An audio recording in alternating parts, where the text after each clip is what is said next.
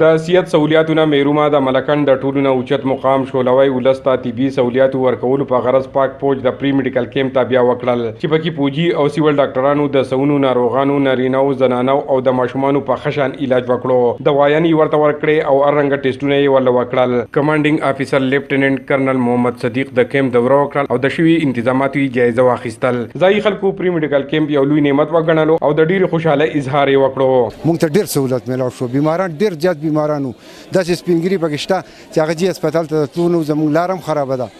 او که هسپتال ته لاړ شي ځینو هلته کې بیا هغه سټیچر خو هم نه وي دلته لکه غټ هسپتالونو کې چې وي که نه چې هغې کې وګرځې نو هغه به په شا یا په لاس نیولی به ګرځې مونږ په دې ډېر خوشحاله یو زموږ په کلي کې نن ډېره خوشحالي ده چې ډاکټران ښه غټ ډاکټران ښه ډېرې ښې دوايانې ښه په اسانه سره زموږ کلي ته رالي او مونږ د دوايانې له راکړې زموږ علاجونه یې وکړه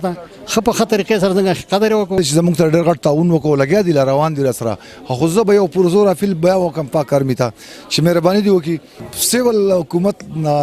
بیزاره شو خو لکه څنګه چې دوی زموږ سره نن تعاون کوي لګیا دي نو آینده دپاره هم زه دوی نه انشاءالله داسې توقع لرم چې زموږ سره به کوي داسې دا وخت د ملکن یو شمېر سیمې د صحت سہولیاتو نه محرومه دي چېرته چې نه هسپتالونه شته او نه نور سہولیات داسې حال کې د پری میډیکل کیمپ تابع کول یو لوی ګام دی د شولوی ځایي خلکو غوښتنه کړې چې بیا دپاره دې هم دا رنګه میډیکل کیمپ تابع وکړی شي چې د پسمانده سیمې خلکو ته اساني پیدا شي عمران زریاب خیبر نیوز شولوی ملکن